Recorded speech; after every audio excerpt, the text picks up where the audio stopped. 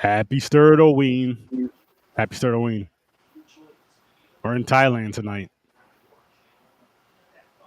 We are in Thailand tonight.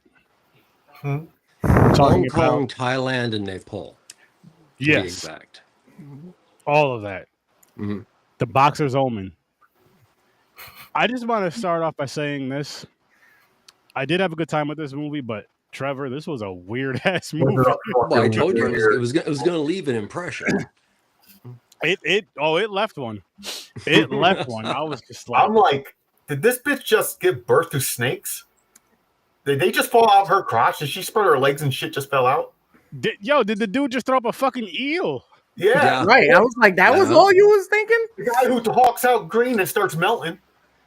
Did they actually put a mummified corpse in a very, very large crocodile? Yes. This is the thing you need to understand about the Boxer'S Omen is, yes, there is a story, and that story can be told to you in like a paragraph or two.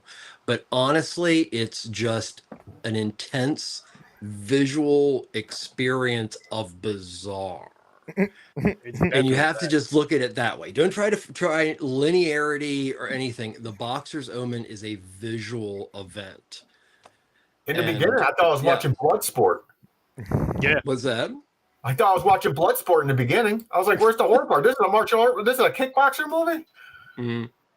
It went I was from like, that. but it just had nothing to do with kickboxing. I was that's one of my gripes about this movie is it never returned to like what happened to he had 3 months to fight this guy to avenge his brother. Like he beat him. He did. He beat him. Yeah, but it was like so fast. It wasn't like yeah, I know. They waited to the end. They go, oh yeah, like it was going to be like part of the point of the movie. You know what I mean? I thought they were going to blend. I thought that one dude. I keep forgetting his name. He's in a lot of martial art movies. Bolo. I'm thinking like a demon's going to possess him. He's going to get stronger or something. But it had nothing. The kickboxing part had nothing to do with the supernatural part. None of it. Yeah. Yeah. It was just a very loose story hung around a lot of actually researched Buddhism and over the top special effects that were made to try to outdo. Like the fakest looking fucking bats and rats. Oh my goodness! But there's just something they show you like it's so you don't expect. He grabs the mouse out and he just fucking starts biting it and spitting the blood. He goes on Ozzy Osbourne. What the hell is going on? I'm like, holy shit! What about when they were eating out of that though? They used the crocodile. They put a body inside and sold it back up and shit. What about pregnant? They show the alligator fucking another alligator. Yeah, on top of it. That is, there's definitely some stock footage in this, but this was a weird one. But I did have fun with it. I was like, what the fuck? I was more entertained. Like, what are they going to do next? Where's this going? I was just waiting for it to get back to the like more action kicking ass and like the martial arts aspect of it. That was my only real gripe about this. Other than that, like I was entertained. I was in it. Yeah, I was like, what the fuck is going on every like 10, 15 minutes? But well, for anybody who's wondering, let's talk about the loose story that is Boxer'S Omen. Yeah. Okay. So you have a boxer. Hey, Johnny. What up, How you doing? What's good, Johnny? What up? Oh, we just got done. You have a boxer going up against Bolo. Bolo almost kills that boxer to the point that they are going to be paralyzed. His brother, who is a gangster, Chang Hun, on the bed at the hospital, the brothers make a pact that asshole from Thailand, Bolo, or Bomo in the film, you're going to kick his ass. So loosely, the story is a quest that he is pulled on. You see the big V that like he follows. So he follows this quest that is actually his into the world of Nepal and Tibetan monks, and he kind of reluctantly is talked into being a physical entity for the human Buddha to fight this particular witch doctor. Yeah. With that comes, you will be able to kick Bolo's ass. So after all this stuff that we've seen, and there's so much, I'm not even going to get into it. Story-wise, well, yeah, I think he ends up like screwing the night before the fight, which he's told not to do. So this guy is an idiot. Let's put it that way. He is almost literally chopped meat under Bolo in this, fight for revenge. But that also is juxtaposed which the witch doctor and the entity of the demon coming alive again and taking over the living Buddha. And with that comes his inability. It's why he's got maggots coming out of his eyes and stuff. He's like part of that living Buddha. And he just by chance knocks Bolo out and everything is great there. But he knows exactly what's going on. And he runs back to the Buddhist monks and has to do one more battle with evil. And that is all this movie story-wise in a nutshell. What's amazing about this movie is it's a sensory overload of the bizarre. Like, this film will make a Lucio Fulci lover laugh, but in the same, like, as a gore hound I am, there are still scenes in this film, like the cracking open of the skull and the brain. The brain mixing it. The durian thing in which they spit each other back and forth and they feed it. That makes right me there. feel to this That day right as a there. gorehound. That right there, I'm watching that part right there, and then the part where the dude peeled like the banana, threw the banana, chewed up the peel, then spit it out in the plate. And the other dude, I'm like, what the fuck is going on? Blasting it around. Yeah, that's fucking. The wild, wonderful world of East Asian folklore and mythology. But they make so it so all this stuff still has a certain element of research done by the director. So this is not just a let's just throw everything at the kitchen sink. He did very much want to portray Buddhism as closely as he could within the confines of this crazy ass story. And, there's a respect also to traditional forms of witch doctory and such that was also researched. So this lunacy has some basis, and that's what makes a movie like this even more exciting, because it's a mashup of over the top, but there are references to folklore and mythology for that region. And that's one of the things that's so awesome about this movie is, like I said, this will make a Lucio Fulci fan laugh and puke. And that's a pretty tall thing. So yeah, I can say I was definitely laughing a lot in this movie, but there was a lot of like this was a lot of this is some weird ass shit going on. It was made with a bit of humor. But it's like it was one of those ones that was like so strange that you weren't mad at. You were just more like, it's like, I got to keep watching. I got to keep peeking. It's kind of like, you know what I mean? Like if you're walking down the street and you kind of see something weird going on, you're like, I know I shouldn't walk down here. Not because something's going to happen, but because I'm going to see some weird shit that may change my life. But I feel like I should take this stroll. Matter of fact, let me call the guys, and I'll be calling you guys. That's what this movie was. And as weird, as much as I say all that, I wasn't bored by it. I wasn't annoyed by it. I'm just sitting here just watching it like, what the fuck? Like here's the funny part. So I was about an hour, probably about an hour. I think about an hour into it, more or less. My wife came up and watched most of she watched everything but like the last 10 minutes of the movie, I believe, from that point. And again, she's like, there were some parts she was like, "What the fuck is going on? What is this?" And here's the funny thing: you're gonna get kicked out of this, though, Trevor. She was like, before she could even ask me, I was like, "Yeah, this is one of Trevor's picks." She's like, "I freaking knew it." She's like, "I was about to ask that too," and she's like, "Had I known this is one of Trevor's picks when you told me that you were watching some weird movie, I would have said, wait for me to watch it."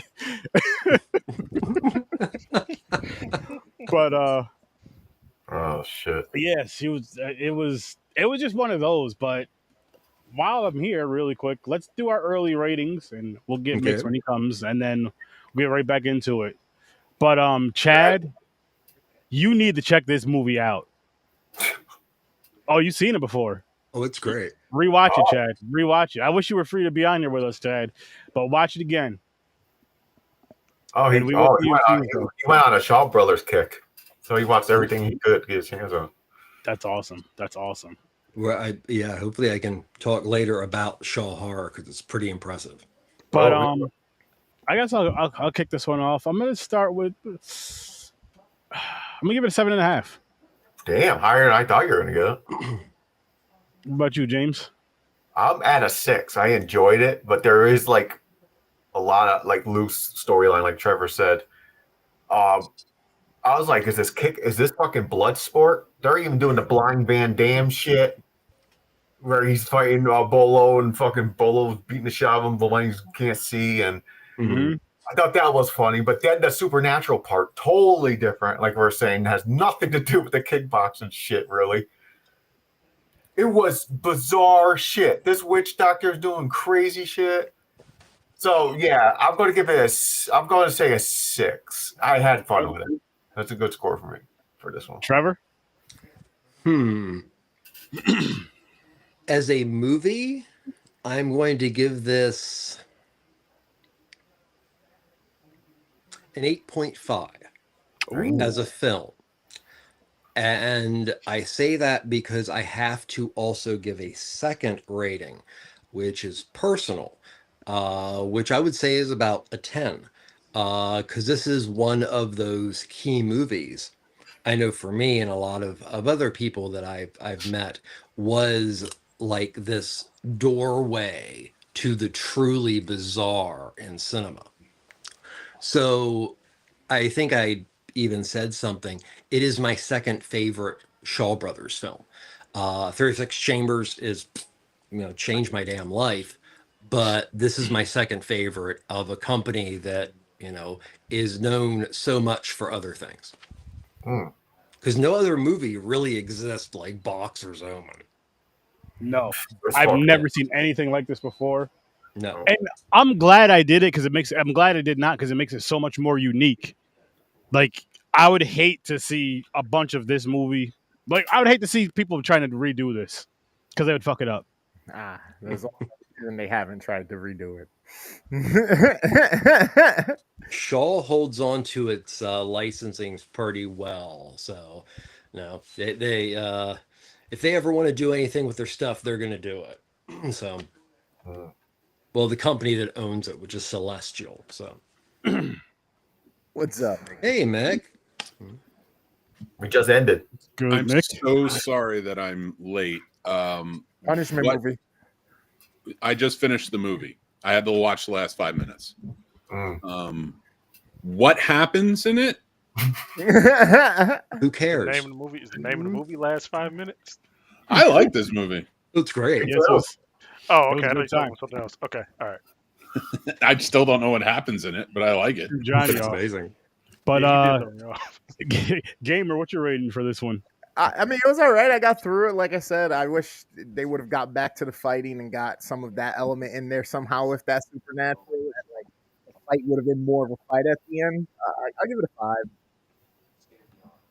Johnny? Vagina slugs didn't do it for you? No. Okay. So I have 2 ratings like Trevor.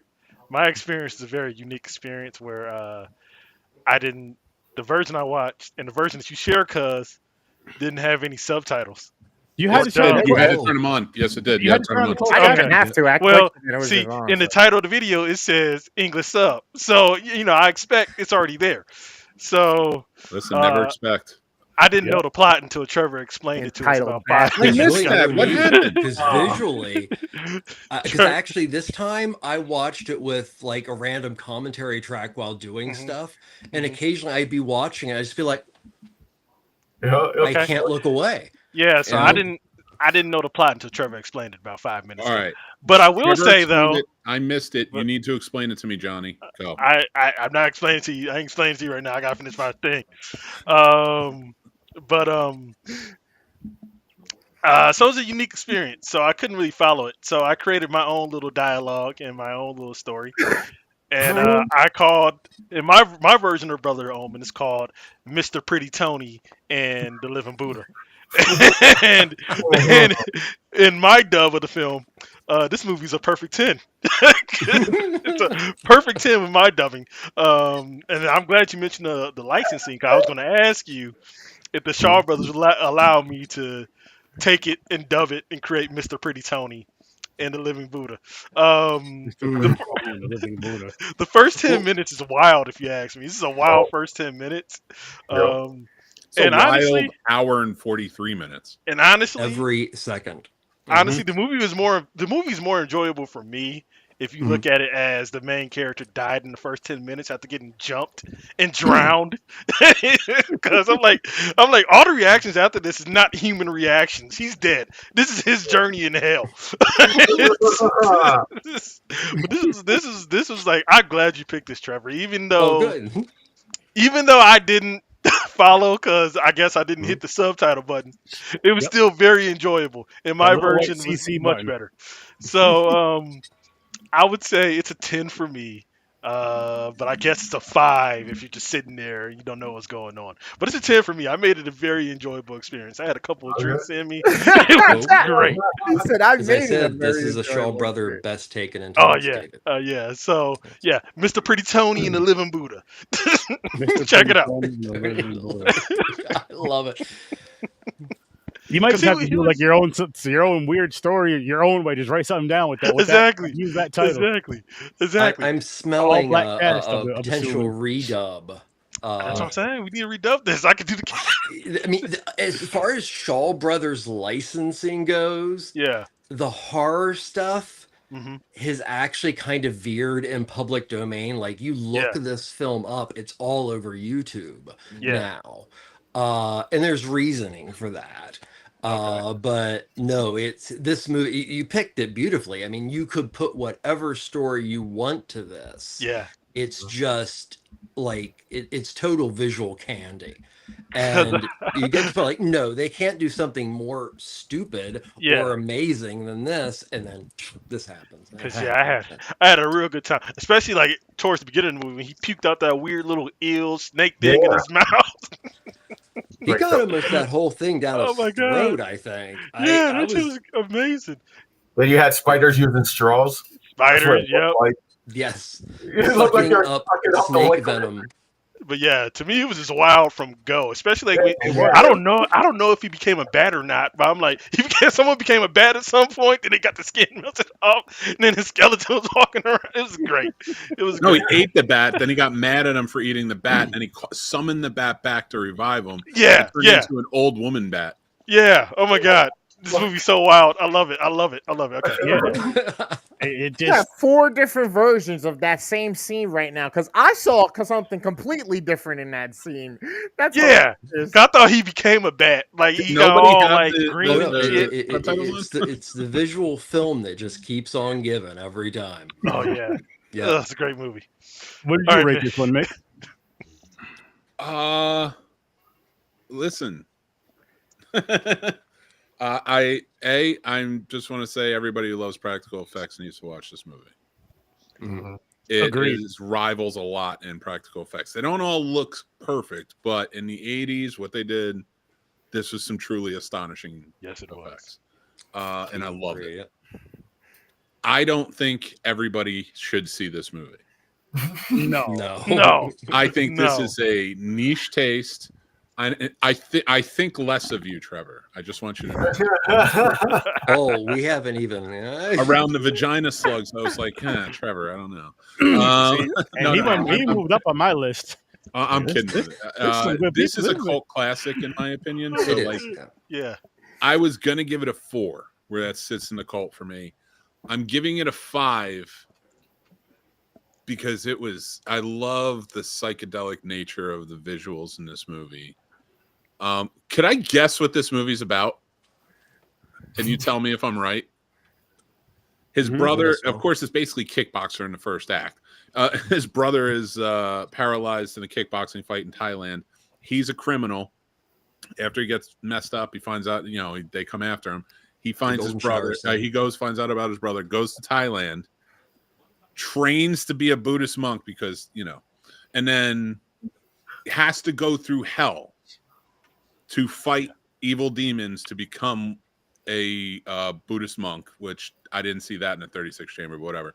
And then this must be the 37th. So he goes through, does it, makes it, comes home, bangs his girlfriend, which he wasn't supposed to do. Fights the fight, wins by the skin of his teeth. Let's be real. He barely won that. Then had to figure out what was going on with him and found out because he had sex, another demon was attached to him and he had to fight his way out of it to clean himself. Is that it? Almost perfectly. Almost. Yeah, except for the very, very end. And the very, very his vagina girlfriend put her vagina slugs on his vagina chest. And that's how that ended. Yeah. And then he got the special token. But he becomes kind of the living form of what he has to fight through is the living Buddha almost. So, there's this weird like super monk quality to it. But yeah, that's as close in a nutshell. And okay, honestly, good. I'm glad I understood it.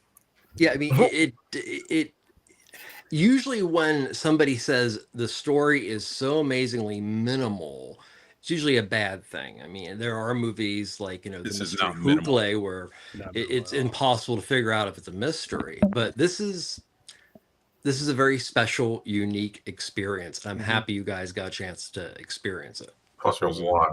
Again, the movie. Again, for me, the movie makes a lot of sense to me. If you go into it thinking, "Oh, he died," that first assault when he got beat up by all those people, he ain't making home that night. We're just watching him in the afterlife. Watching him in the afterlife. Because the second I saw that floating monk, I'm like, "Oh yeah, he dead. This motherfucker died. Oh, This ain't normal." Dude, I until he was like, "Follow me," and he was like, "No." This was too much of a movie. Literally, like everything in this movie was too much, in a good way. Yeah. But like when I knew I was going to be late to this, and I was like, I don't want to do that sturdy show, but fuck it. With this movie, I need to talk about it. I need to understand it, because let me tell you again, practical effects are king for me in this movie. I loved the fight between the demon. Oh my god, that first fight with the alligator head, the crocodile heads chomping down, the bats. I love the lettering going into him while he's in the pot. Yep. His head ripping off, very much like the Thing, and flying over to him, and then wrapping him up in the tendrils. It was the bladder work. It was so astonishing in a lot of ways, but also really weird. Now, Trevor, correct me if I'm wrong. Has there been any more like films like this in the genre, in the martial? I'm gonna say martial arts genre. This is a martial arts horror film. Has there been any more? Does anything reach Boxer's Omen's lunacy? Oh, I don't think so. There are a lot of really wild films, which I can touch upon later on because there are some ones connected to this film that are important. But this Boxer's Omen, actually based on one scene at the beginning, is actually a sequel to a director's other horror film, Bewitched. Now, Mick, one of the things about the special effects is Kwai Che Hong, who was the director of this film, also is credited with special effects. Now, how in depth, I don't know, but that is the credit.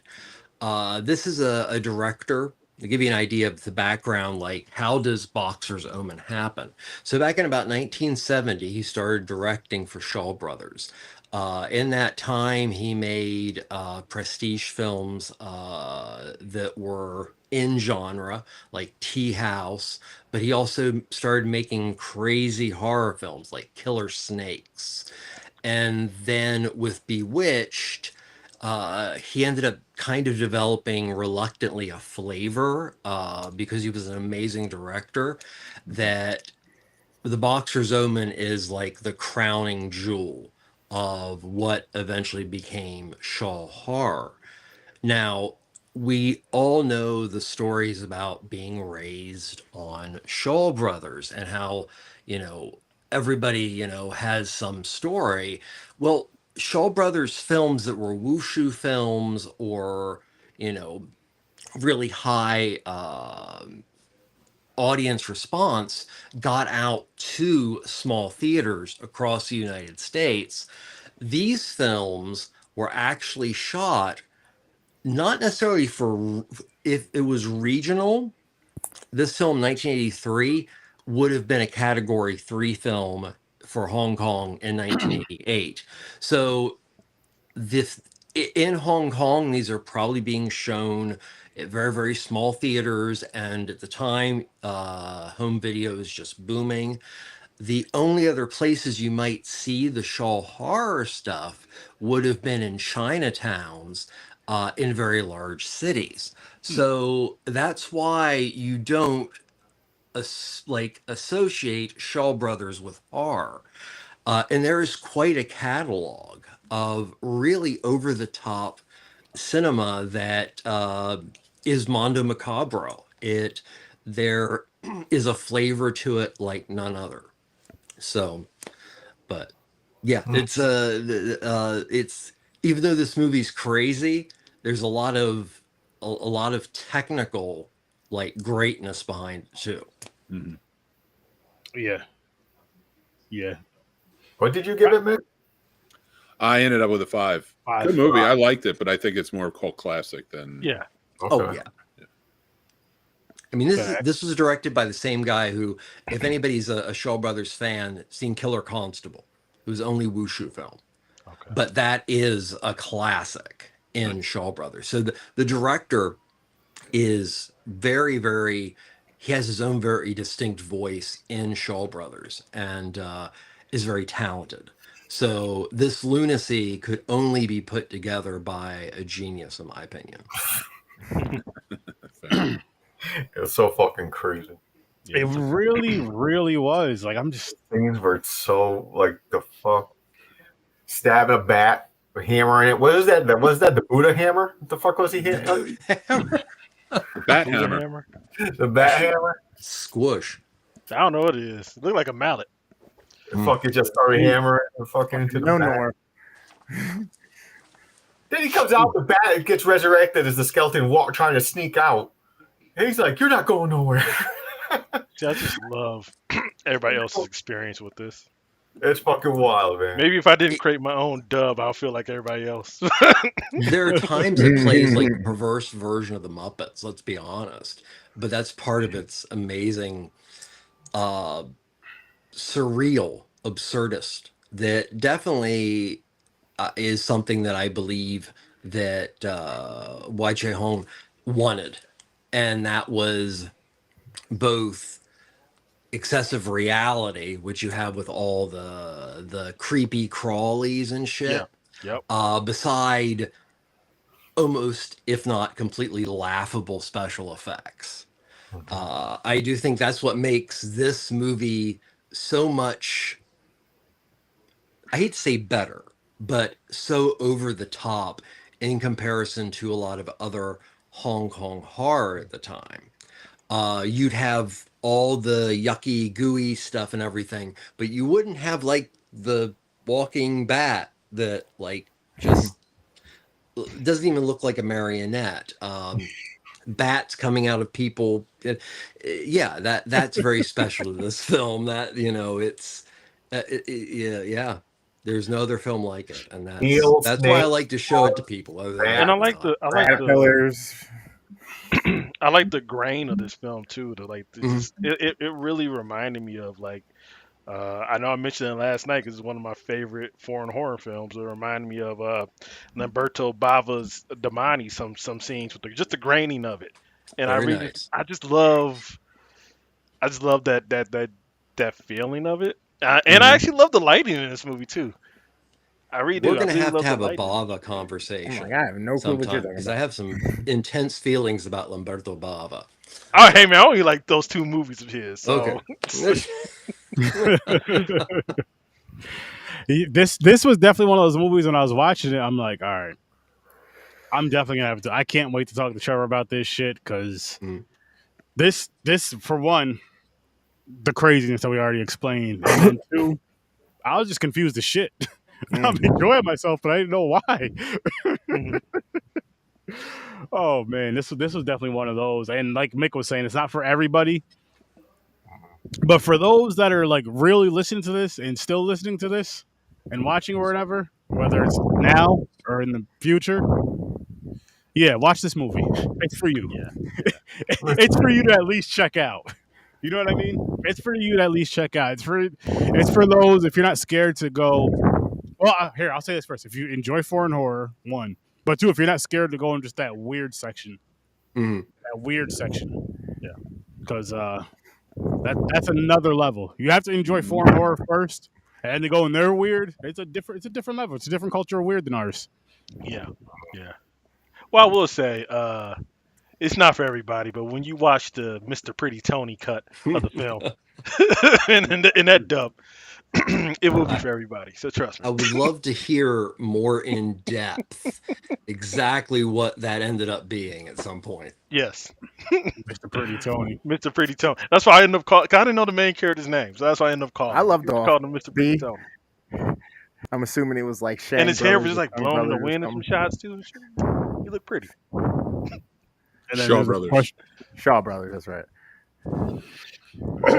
I think Yeah, this I'm one was for you. surprised they never got in trouble for using the Warner Brothers shield. What are they going to do? Go into China and tell them to stop? They're Warner Brothers. They can't. Fucking go to war with China and tell them to stop.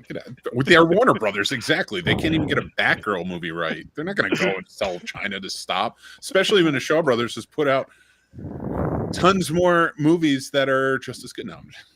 What That's Shaw why Brothers? almost every Shaw Brothers film, especially the smaller ones, Yeah. when you watch it, there are full-on parts of other movies from around the world's soundtrack just thrown in because Shaw Oh. Brothers didn't give a shit.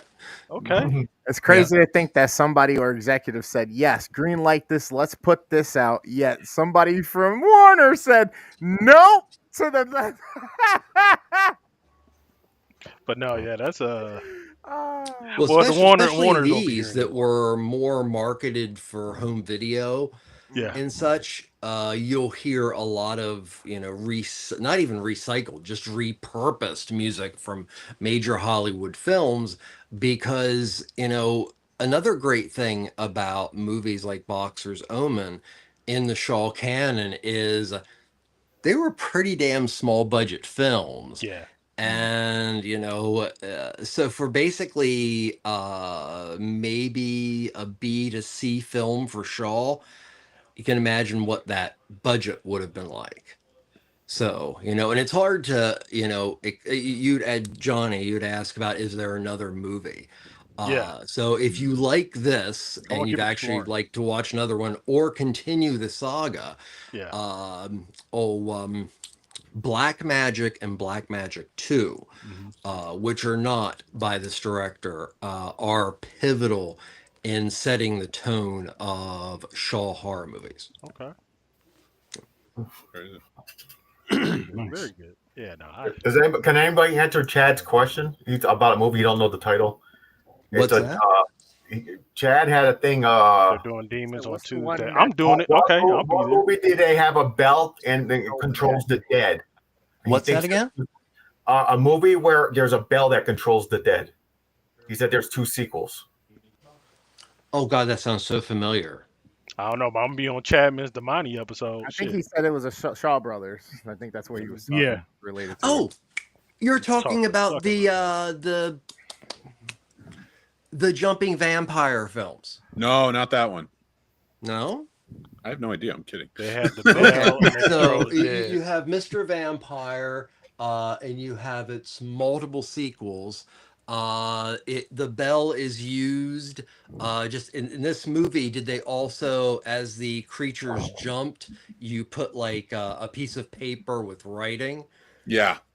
Yeah, that's the Mr. or Encounters of the Spooky Kind is the best of the Sammo Hung vampire comedies. But there's also a Dr. Vampire. Turn so around if you enjoy and find that, those DVDs for us right now. Yeah. No, you have them. Of course he does. Show us the poster so that way he they went know. right to it. Okay, well, I'll go to these because they're the most iconic. Sammo Hung, Encounters of the Spooky Kind, which was definitely influenced more by a cinema of like Jackie Chan with more humor. And then the amazing Mr. Vampire, which is probably the one you're thinking of, which spawned at least 4 Mr. Vampire sequels. So, Listen, all I'm saying, Chad, That man, is silly. I have a stack of horror ones I picked out anyway.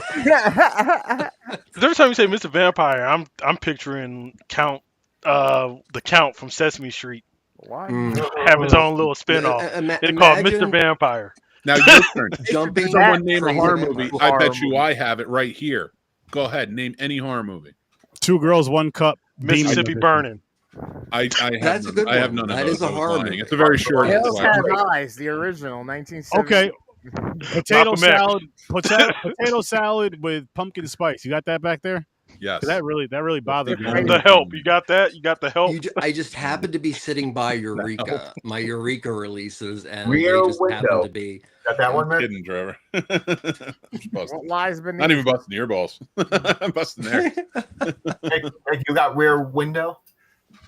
I do. I don't have like these are just my Blu-rays. Weed Wolf. My DVDs are in cases because I moved around a lot, so I just put them all. I took them out of their boxes and put them in cases. What about that one horror movie with Matthew McConaughey? It's in the 90s. Reality? Or no? Wait, Texas Chainsaw Massacre? No. Next Generation? He made that horror movie after it had Kiefer Sutherland in it. He was in the Klan and Samuel L. Jackson. What are you that talking one about? horror You movie. mean that historical documentary? Time to Kill? Time to Kill. Yeah, that horror movie. That's it right there. Definitely, yeah. Yeah, that's it right there. We call that realism. I haven't seen that in a long ass time. That's a good Yes, movie. they deserve to die, and I hope they burn in hell. Yeah. I'm so happy I got a chance to meet your brother, Sturdy. Johnny, you're awesome. See this? He is. He's Johnny he's a is good not guy. his brother. I'm his Johnny is cousin. my brother. Cousin. Cousin. They're Okay, I'm cousins. sorry. I knew you guys were related, but I wasn't sure how. James my is his nephew. brother. Yeah, James. Hello, James. That's right. Johnny and I like to do karate in the garage. That's true. Naked. Yeah. No. We always have our. Oh, like Die Hard 2 style? Yeah, you're right. Sumo diapers. and he's naked. Yeah. Oh, Yeah, you're right. Yo, I heard the craziest shit. Well, not the craziest, but I was watching I was watching some Pittsburgh Steelers players. Mhm. This dude. So I guess they had just got drafted or whatever, right? Mhm. And the one dude didn't know he was sharing a room with the other dude, so he was in his room doing ab workouts naked. Oh. That's how Yo, like some Antonio Brown shit. He was like, it wasn't him. Was it? It was like Taylor. He was like, it was like Taylor. Troy Polamalu was the one that walked in the room. So he's like, he heard the door click. He's like, I just kept working out. He said, Troy Polamalu walked in and was like, could you put some clothes on? He was like, yeah, when I'm doing my workout. Wait. Which player was this? It was Ike Taylor was the one Taylor. working out, and Polamalu was the one that walked in. So And they had to Polamalu get walked dressed. in and he didn't think a snake was attacking him? And he was like, can you put some clothes on? He said, yes, after my workout. Like, that's some wild You ass see that shit. from the island. He just kept staring. Why? Random wildlife. Man. Holy shit. He was doing an ab workout. First, if I walked in, he's naked. I'm thinking he's trying to suck his own dick. He's just doing crunch. He just kept on looking. I told him to stop. And But that's some crazy shit. I'm trying to figure out how they did the eel effect in this movie. So that was the ill, because right? it looked really a lot like it came out of his mouth. Yeah. I mean, I would expect a lot of the faces were prosthetic. It was one of his first movies, so I thought it was a snake. Like I couldn't figure out what the hell that thing was. I'm like eel, snake, fish. I named like about 10 different animals. Crunched up in his mouth, or he just had no gag reflex. Same thing with the women out of her vagina. Fuck, what were they, slugs? Yeah. Before his movie career. Oh, you mean the fuzzy little things at the end? Yeah, the beautiful they're just so cute. That's called a clitoris, James. Jeez. Damn. God. When was the last time you saw a clitoris that looked like it was from I know the what it looks Muppet like Show? now. Oh my gosh! Hey, it would fit with this fucking movie, though, Johnny. It would fit. Yeah. This is Elmo, the female genitalia. Oh my gosh, that shit is so fucking funny. That's another thing confused me at the end. The fucking the witch doctor dies. Yeah. Like they're resurrecting, and then he's a woman now. Like the main villain of the demon thing was at the end of last fight. It was a fucking woman. Well, he worked on resurrecting her. That was his whole sins, point. Basically, as what I gathered from that. Didn't they set up his girlfriend as the one that he was going to have to battle?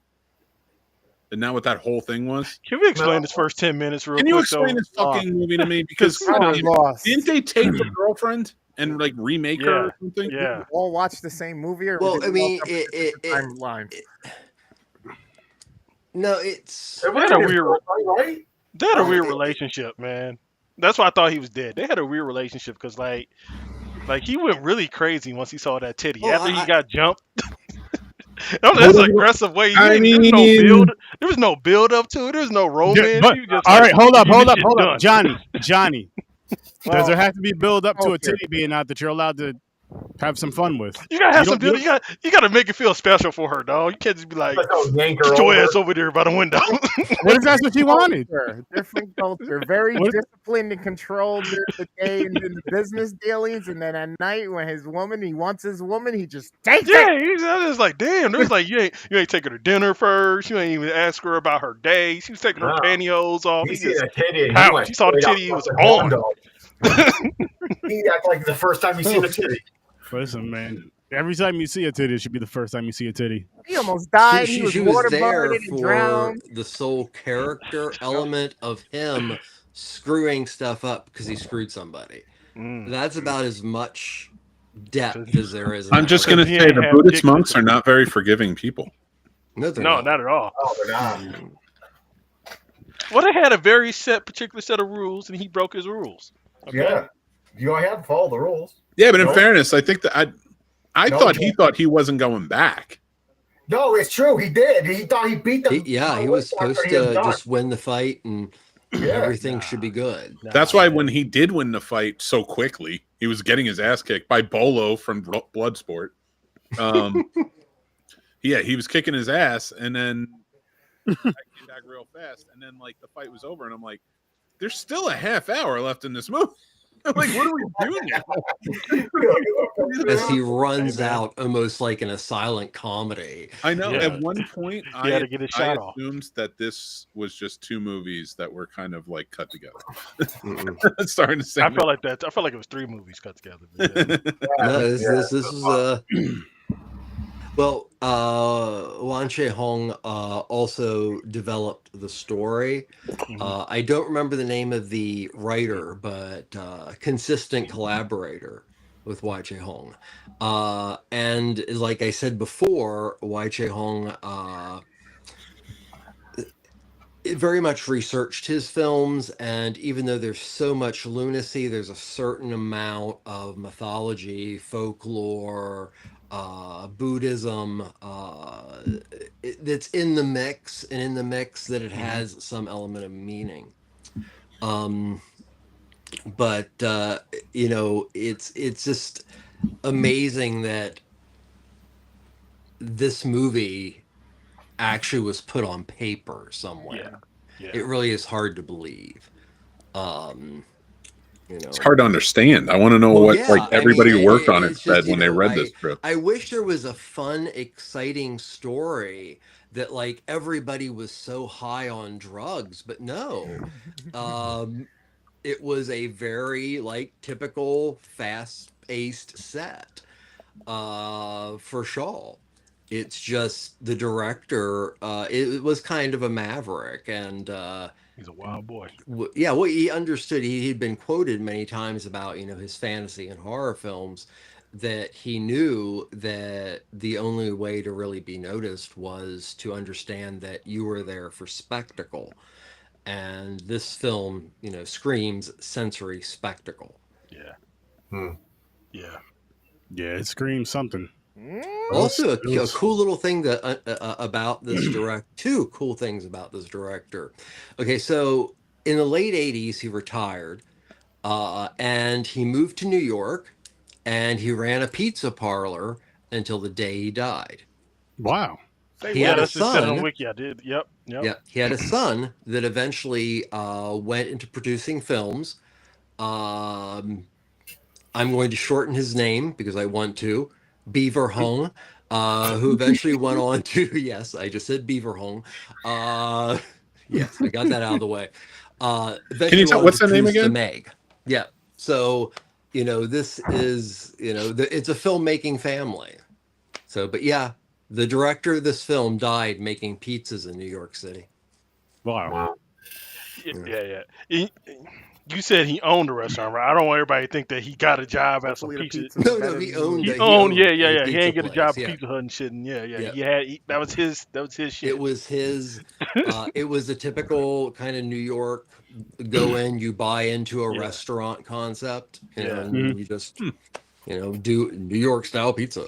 Because that would have been some depressing shit where he just like, no, he was a big shot director in Hong Kong and he came here and he got a job at Domino's and just worked there until he died.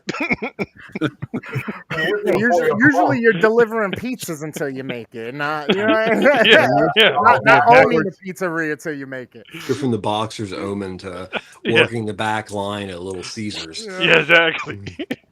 I used to be somebody. Listen, I would quit this and own my own pizza place. Honestly, yeah, I'm over it. I get it. Sometimes you're burnt out and you're like, hey, so I'm glad he owned it. That's all I'm saying. I'm glad he owned it. It wasn't like some depressing shit where.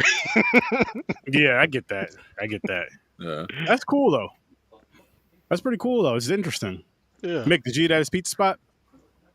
What was his pizza spot? I don't know those details, but I'm assuming it was in Chinatown. Yes, I did not. And I'm assuming that'd that be cool. Yeah, I had the beef and broccoli slice, and I had the chicken and dumpling slice. I would eat Chinese food. Honestly, I would eat that. In New York City. And the fact that you're saying this with that fucking hat on, you piece of no. Oh yeah. I mean, listen. In his I've defense, had taco pizza, Mexican pizza. I've had fucking burger pizza. In his defense, though, in the cartoons, the Ninja Turtles ate some wild ass pizzas. They did. I did that. I had General Tso's on pizza. That's kind of cool.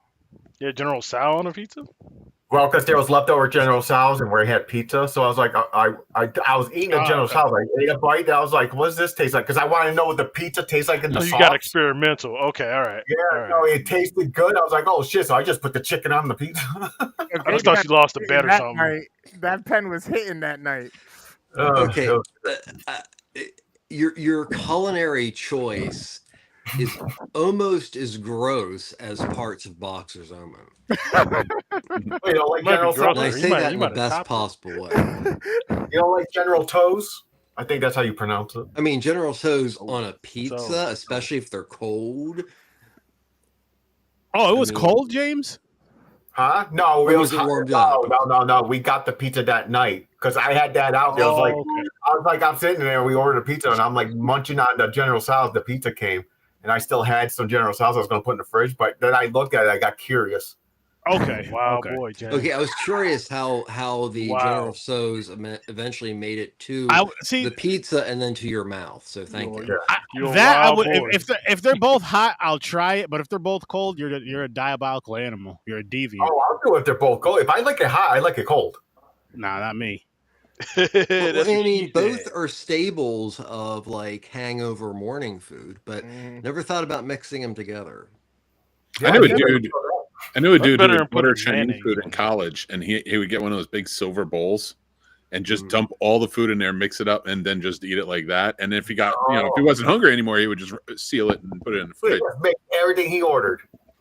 Everything he ordered from Chinese. Oh yeah, different sauces clashing. Damn, I liked it. Nice. Yo, I'll try it. I'm sure I'll like it too.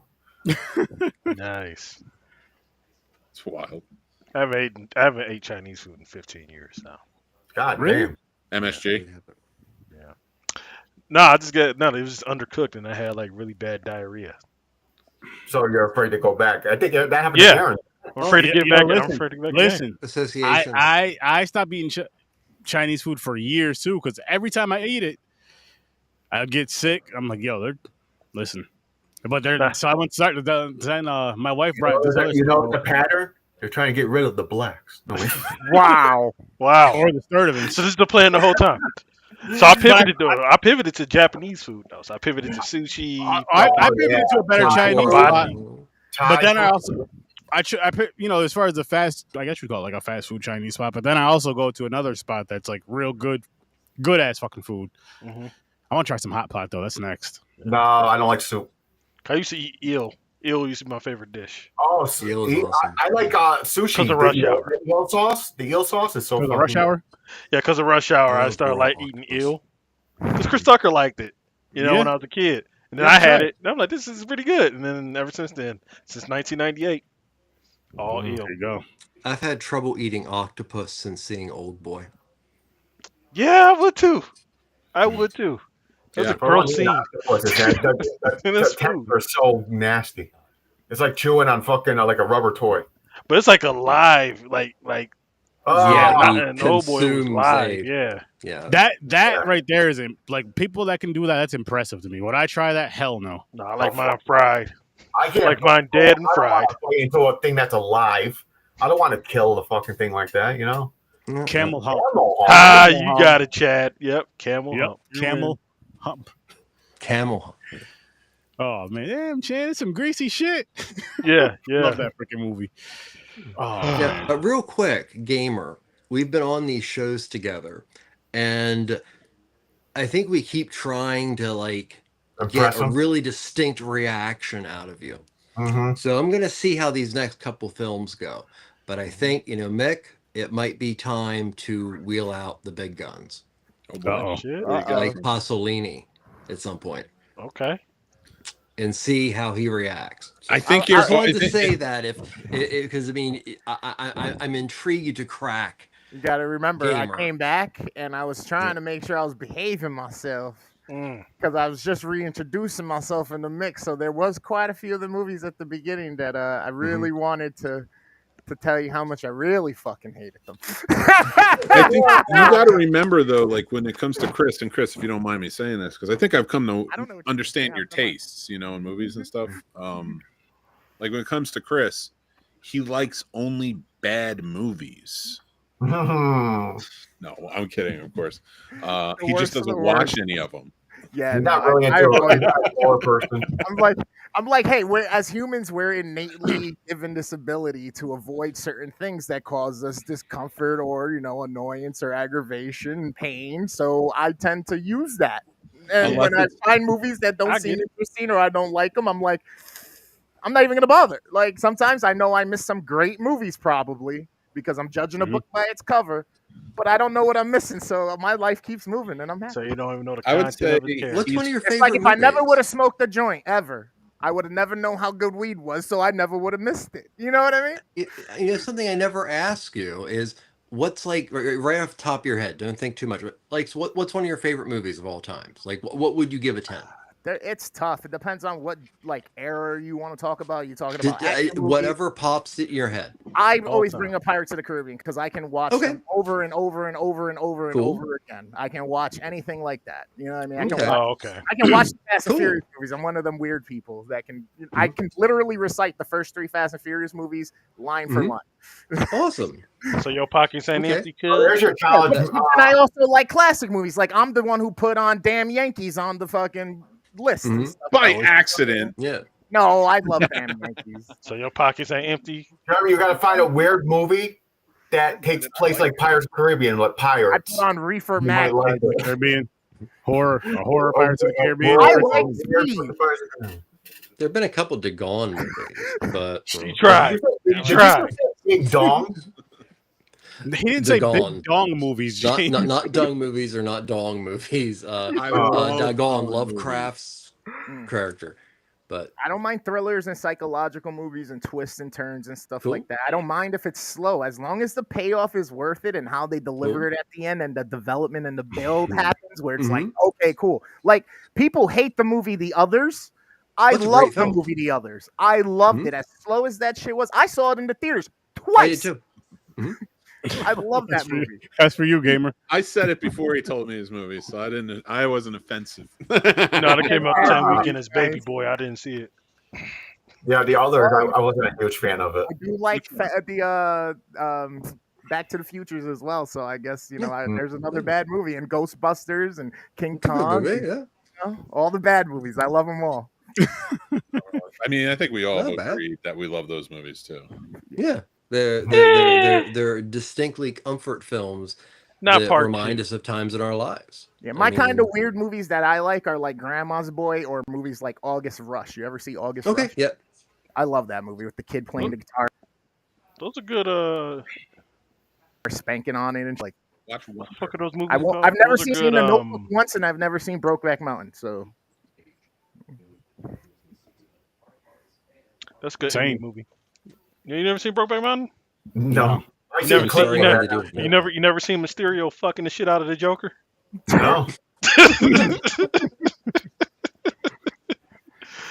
Was it like Carl Winslow and Will Smith? Or Mysterio tore that ass up.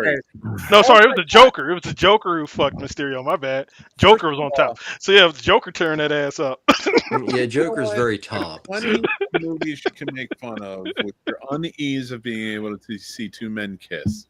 But I'm telling you now, Brokeback Mountain was a nice love story. It's a great movie. That man. You want to shit on Ang Lee? Talk about the Hulk. Mm-hmm. I like the Hulk. The original? I like the Hulk. Wait, Edward Norton? Yes. No, that's the second one with Eric Bana. Oh. I saw it when I was 13. It came out the right time for me. Oh, God. Came out at the right time for me. That's one of those defense mechanisms I was talking about. I don't remember that one. Oh, God. Joker's It was one with the comic book stuff. Joker was. Yes, and it's also the one where he fights the giant mutant poodles. Yes. Oh, yeah. I don't like to talk about that part, okay?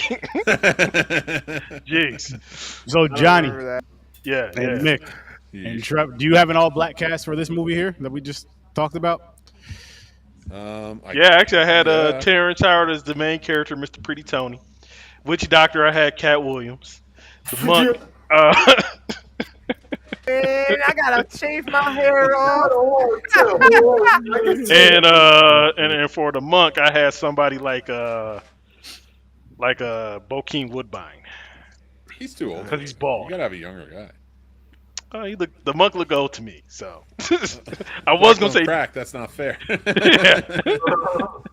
So Idris Elba as the main character and the RZA as the monk, the old one that got poisoned and is in the. Who's the witch?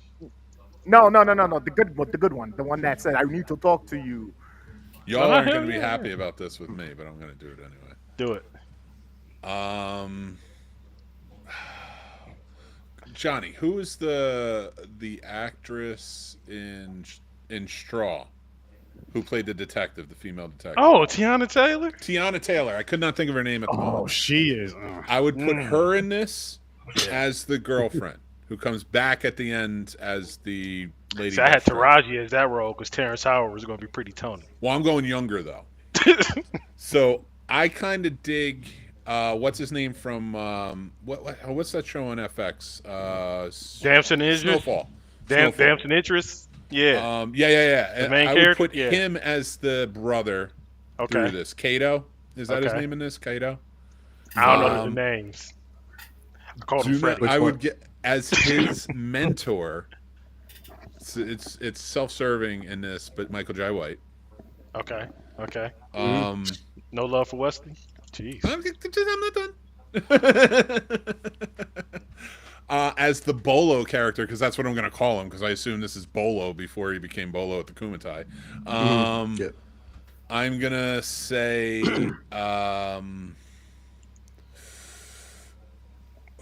Debo. Faison Love. No. Yeah, come on. You got to go younger.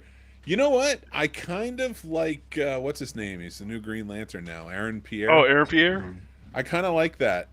The man now with as the the slow old hands dude, as the old demon that he's fighting, I might make it more serious. Morgan Freeman, and then maybe put like people gravitas, actors who are real martial, like a Wesley Snipes or something like that, to really kind of become more of trials for him. Okay. And I would have to think about the rest of the actors, but that's who I have for right now, who I'm thinking about and I like. And I'm trying to match up sizes. The kid from Snowfall and the dude from Lanterns, like he's a little bit bigger, so like it would kind of still be more of a feat to fight, you know? How you know who's bigger, Mick? Because I've seen. You can look at Aaron Pierre. If you've seen Rebel Ridge, he's much bigger than. They've all stopped at Ohio Marmacher. My only problem with Rebel Ridge is, like, to me, Aaron Pierre is just too slow when it comes to hand to hand.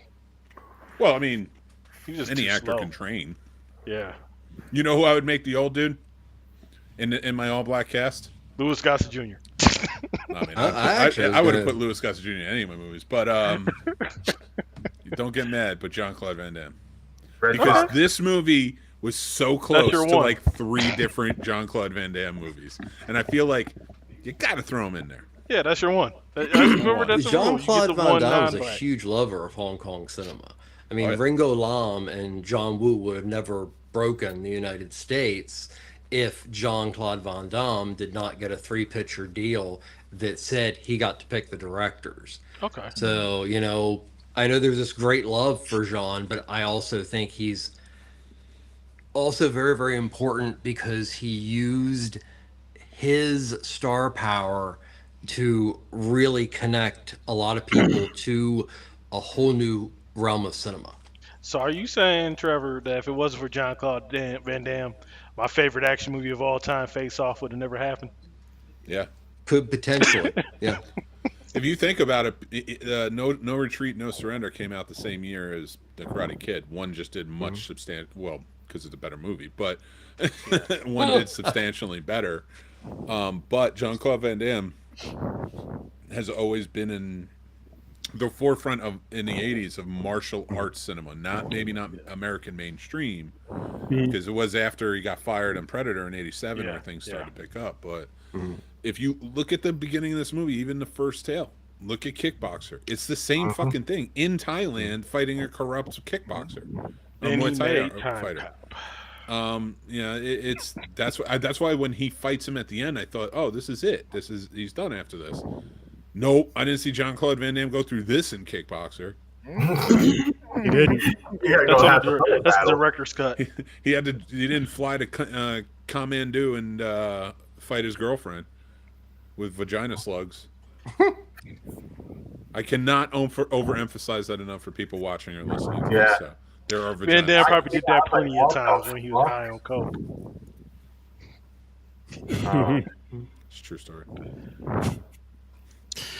Spin this wizzy. Spin the busy. Awesome. I'm about to say, I'm about to go play some arcade. That's right. That's right, Chad. Billy Blanks was an action hero. He was. He was in a lot of before he did Taibo. Movies. I didn't know that. I thought he's just a Taibo guy. Yeah, he had a Watch Showdown. Watch Showdown, which is basically the Karate Kid but with Billy Blanks. And like a 25-year-old Italian kid. A 25-year-old Italian kid.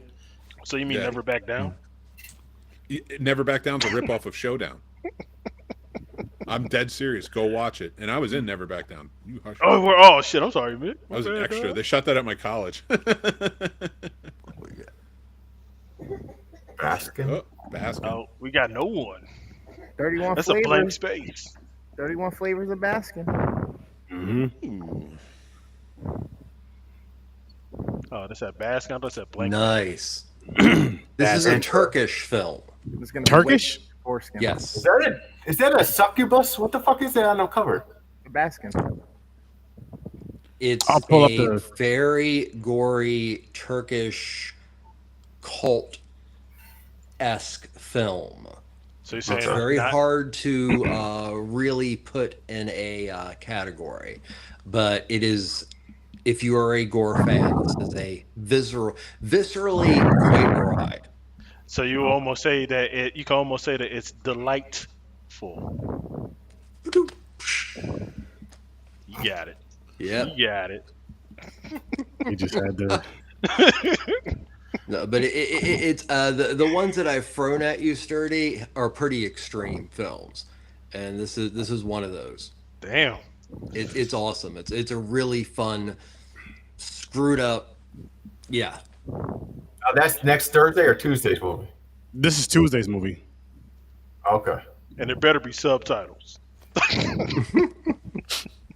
think there's a dub of this one too. That's the movie right there, though. Yeah, Oh, it's Christ. Go to I hell. feel like I've seen this. Why did that look like a fallopian tube? it I just So watched a movie where they had everything look like a fallopian tube, and What the hell is Tay-Mac? you get mad. I don't know what Haymark is. Oh, that's a Billy Blank movie, I think. Kind of sad. Nobody said what?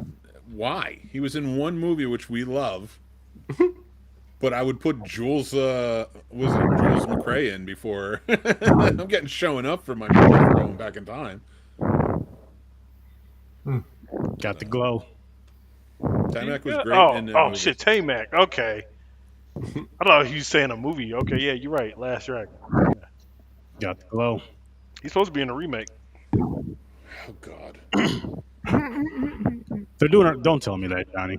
I was watching. Well, yeah, Anthony Mackie's trying to get that off the ground. Oh, I love Anthony Mackie. Don't get me wrong, and I think he would be good in a movie if there's a remake. But like, don't do it. Like, just don't do it. Just Because I think buy the rights to the film and then just take it on tour. Because I That's think where we watch it. I think Anthony's pitch was more like a sequel where he was going to be the little kid as an adult, and they were going to recast Sho'nuff with Samuel Jackson. Which I'm like, I don't like that choice. I would have gone with Deion Cole from Blackish because he looks kind of like the actor. I would have gone with him if you're going to bring Sho'nuff back. He does. I would hire Michael J. White. Yeah, you want somebody who could fight. I want somebody who I want looks somebody like to fight. him. I want somebody who can fight. I want Yeah, but somebody who's good, and I want somebody who can be menacing while fighting. Well, Michael J. White could be his double. Why didn't you just have him take over the role? Like, I like Anthony Mackie. If he is making this movie, I'm fine with him playing that part. But don't make it. That's all I'm saying. Don't make it. I don't want it. Make some Leave it alone. producer or I don't want the writer try- Rock to make Big Trouble in Little China 2. I don't want any of it. I Give mean, he me can Old remake. Man Jack, and if you can't make, He can remake Big Trouble in Little China. I don't really like that one. all right, That's my least favorite Carpenter. I'm out of here. I gotta go. People know. Tech 9. Showing up just needs to be like 8 inches taller. I need to You go got to that bed glow. because I'm clearly in a dreamlike state, like Kato was. you let Waka Flocka with the one eye do it. Yeah, I think It's that going to be highest to lowest, but the Last Dragon. They're going to be Oh, sitting yeah. across from each other. One of them's rapping while the other one's just staring fucking weirdly. I think Mackie should remake Action Jackson before he remakes Last. I would take that. Oh, that'd be 100% awesome. take that. Do it. Do it. It would be Yeah. amazing. It's a shame that movie wasn't a franchise. I love Action Jackson. It's a great movie. Yeah, You know what would be a good Last Dragon, though? All right. the original. Now you got me doing it. Now you got me doing it. Is if you make, what's his name? Sam Robertson Yeah, from Detroiters. You make him the little brother who has to come back after to become a kung fu master to save his town. oh, yeah, Or you would be make good. him action. So you go Jackson. comedic with it. Yeah, Yeah. that's I'm where over you it. get- I don't want you to try to make a film that is as good as these films because it's not going to work. and that's where you can get Deion Cole to be Sho'nuff because he looks just like Julius Curry. So there you go. Bruce Leroy. There you go. It would be a Leroy. I love that movie. Bruce Leroy catches bullets with his teeth. I was just watching 227 with him the other day. He's on that show. He went to my mama's church, actually, Julius Curry, because she's from Chicago. Yeah. I liked him. He was also in with Bruce R.I.P. Campbell in Briscoe County Jr. Yeah. Good actor. Chicago got good actors. That's true. And Jersey. Yeah. Great movie stars. But you know what? Cleveland has Halle Berry, and she's an Academy Award winner, and that's enough for me. Jack Nicholson's from Jersey. Cleveland ain't got shit. They all left. We got Halle Berry. Cleveland ain't got shit. Brooklyn ain't got shit. They all left. All they got is still ODB, Redman, and fucking Jordan. They got the Nets. Yeah, you took the Nets from us. Shut up.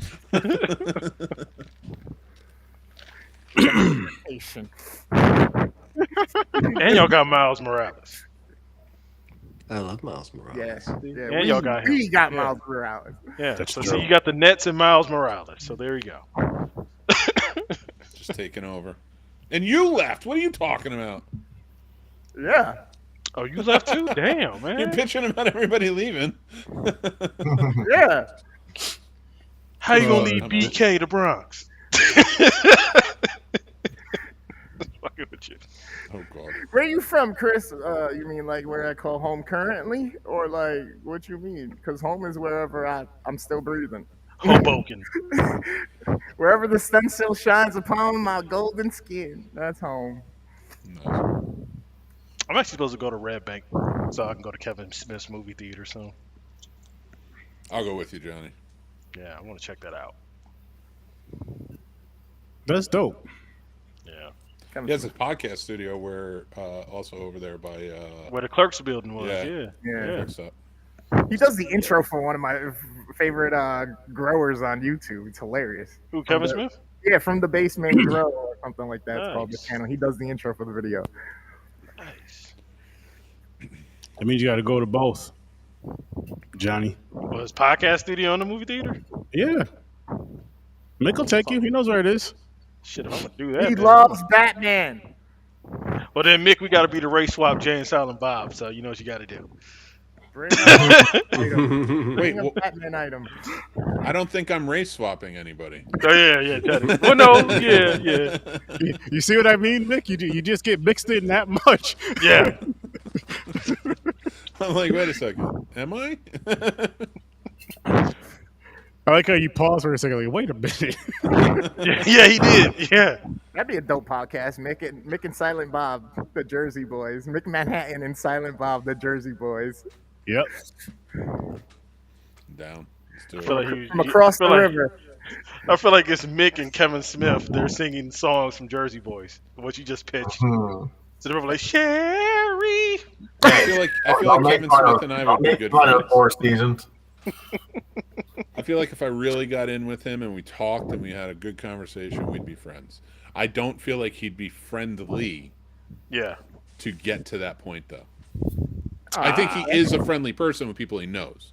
Yeah. Yeah. But, like, if he don't know you, you're never getting in.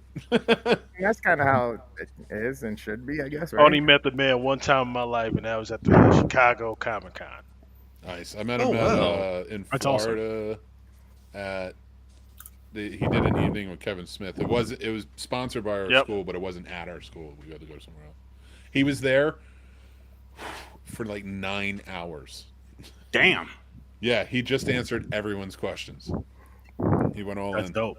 He seems To like this day, I say the best comedy special I seen, one of the best, was The Evening with Kevin Smith. Because regardless of what he says, that's a stand-up hour.